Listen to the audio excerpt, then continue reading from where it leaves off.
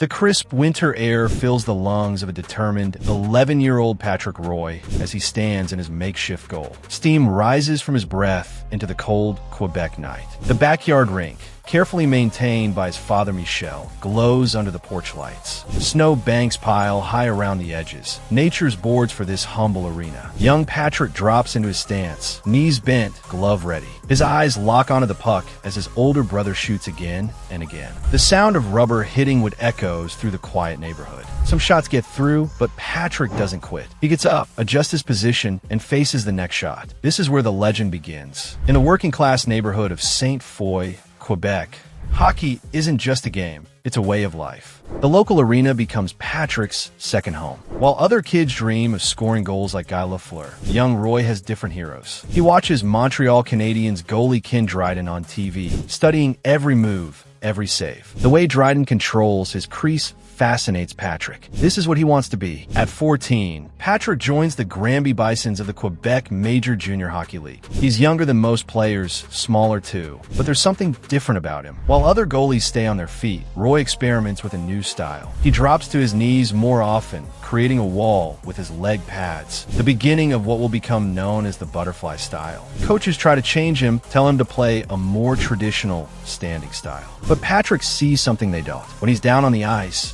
he covers more net. The puck hits him more often. It's not pretty, but it works. In junior hockey, where scoring chances come fast and often, Roy's unusual style starts turning heads. His teammates notice something else too. The way he talks to himself during games, how he stares down shooters, how he never seems to get rattled after giving up a goal. They start calling him Casso, the French word for small container, because he keeps everything bottled up inside, focused only on stopping the next shot. The 1984 NHL draft approaches. Scouts fill the stands at Granby games, notebooks in hand. They see Roy's talent, but some question his unconventional style.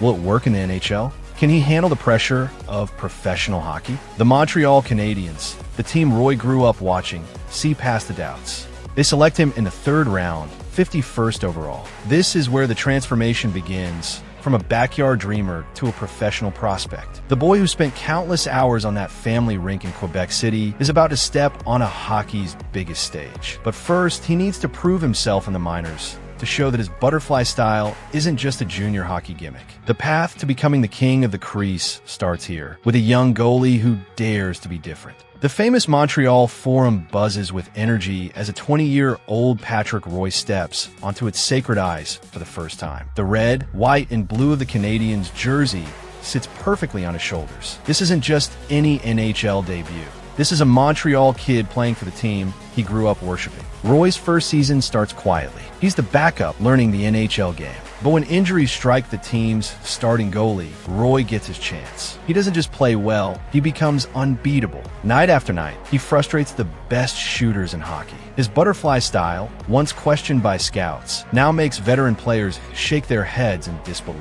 The 1986 playoffs arrive, and Roy transforms into something special. At just 20 years old, he leads the Canadiens through series after series. The pressure of playoff hockey in Montreal could crush most goalies, but Roy thrives on it. He talks to his goalposts during games, a habit that makes fans smile and opponents wonder. But it works. The pucks keep hitting those posts, and Roy keeps making saves. The Canadiens win the Stanley Cup, and Roy wins the Conn Smythe Trophy as playoff MVP. He's the youngest player ever to win this award. The shy kid from Quebec City is now Montreal's hero. Fans start calling him St. Patrick, a nickname that sticks throughout his career. Over the next 9 years, Roy becomes the heart of the Canadiens. His style changes the way people think about goaltending. Young goalies across Quebec, across all of hockey, start copying his butterfly technique. What was once seen as unusual becomes the new standard. Roy isn't just stopping pucks, he's revolutionizing his position. In 1993, Roy leads Montreal to another Stanley Cup. The run includes an NHL record 10 straight overtime victories. In pressure moments, when one goal means winning or losing, Roy becomes unbeatable. He wins his second Conn Smythe Trophy, joining elite company in NHL history. But even legends face dark days. On December 2nd, 1995,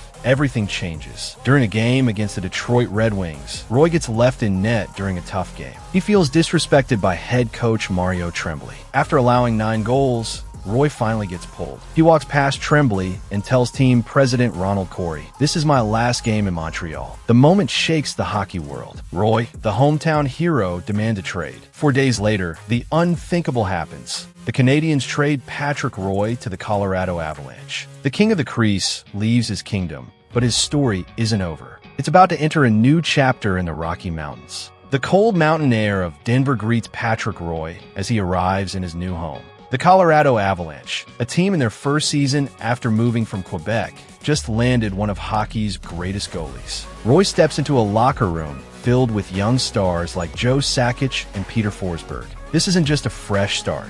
It's a chance to build something special.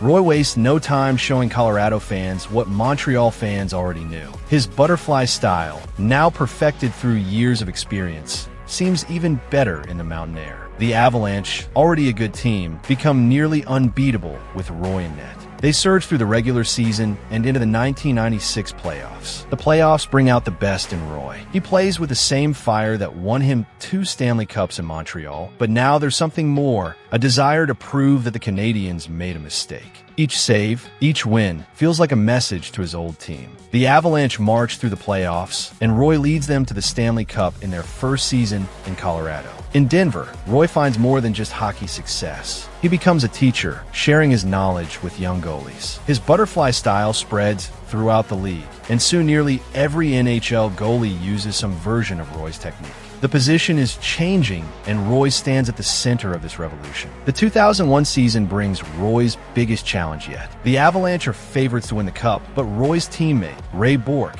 adds extra pressure. Bourque, one of hockey's greatest defensemen, has never won a Stanley Cup in his 22-year career. This is his last chance. Roy understands what this means. He's not just playing for himself anymore. The Stanley Cup Finals against the New Jersey Devils test everything Roy has learned in his career. The series goes 7 games. In the final game, Roy plays perhaps his best hockey ever. The Avalanche win, and Ray Bourque finally lifts the Stanley Cup. Roy adds another championship to his legacy, but this one feels different. It's not just about winning. It's about helping a teammate achieve his dream. During his Colorado years, Roy breaks nearly every major NHL goaltending record. He passes Terry Sawchuk for most wins by a goalie. He sets new standards for playoff victories. But more than records, Roy changes how people think about goaltending. His style, once considered radical, becomes the template for future generations. The trade that seemed like an ending in Montreal becomes a new beginning in Colorado. Roy doesn't just continue his success, he builds on it. He proves that sometimes the best response to adversity is to rise above it, to turn a setback into an opportunity. In the thin air of Denver, the king of the Crease builds a new castle, one that stands as tall as the mountains surrounding his new home. The Hockey Hall of Fame welcomes its newest member. Patrick Roy stands at the podium, his career achievements displayed behind him. For Stanley Cups, 3 Vezina Trophies as the NHL's best goalie, and 3 Conn Smythe Trophies as playoff MVP. But these trophies only tell part of the story. Roy's real legacy lives in rinks across the world. In every hockey-playing nation, young goalies drop into the butterfly stance that Roy perfected. What started in a Quebec City backyard has become the standard technique for goaltenders everywhere. Hockey schools teach the Roy method to kids learning the position. The revolution is complete. Roy's style has won. The numbers tell an amazing story. 551 regular season wins, 151 playoff victories, and 66 shutouts. Roy played in 1,029 NHL games, more than any goalie before him. He set records that seemed unbreakable.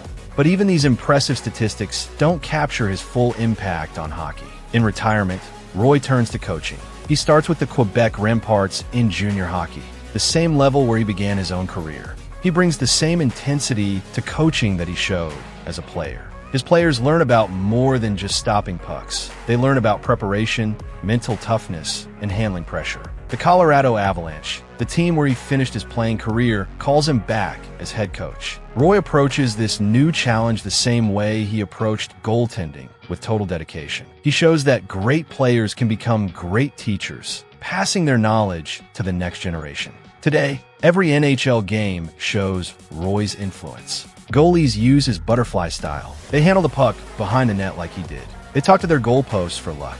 The position has evolved since Roy's playing days. Goalies are bigger, their equipment more advanced, but the basic principles Roy championed remain the same. In Quebec, they still call him St. Patrick. In Colorado, he's remembered as the backbone of championship teams. But throughout hockey, he's known simply as the king of the crease, the goalie who changed everything. His legacy isn't just about wins and losses, saves and goals. It's about showing that innovation, combined with dedication, can change a sport forever. Young goalies now dream of being the next Patrick Roy, just as he once dreamed of being the next Ken Dryden. The backyard rinks of Canada and beyond are filled with kids practicing the butterfly, hoping to follow in Roy's footsteps. The little boy who practiced in his Quebec City backyard grew up to revolutionize hockey, proving that sometimes the biggest changes start with one person willing to be different. As sports evolves and new stars emerge, Roy's impact remains constant. He showed that greatness isn't just about talent. It's about passion, innovation, and the courage to challenge convention. The king of the crease may have left his throne, but his kingdom continues to grow, one save at a time.